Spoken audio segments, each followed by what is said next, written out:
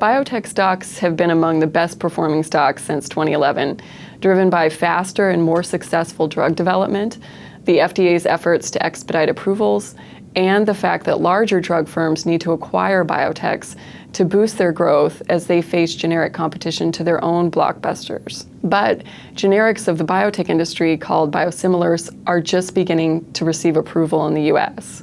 Patents on these biologics are beginning to expire, and we now have a regulatory pathway for approval of biosimilars. This does put pressure on the moats of both big biotech and big pharma firms. There are really three firms that we think will be hit hardest by biosimilars.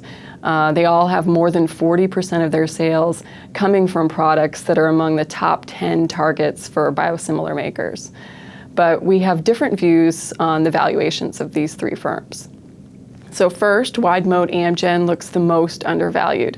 We think the firm's very strong cost-cutting efforts and their advancing pipeline more than offset biosimilar pressure.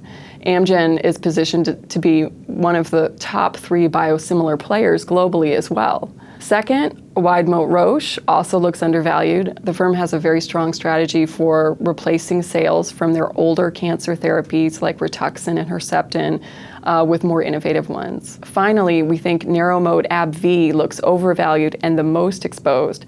They have one drug, Humira, which accounts for 60% of the firm's sales, and many firms, including Amgen, are vying to bring biosimilar Humira to market.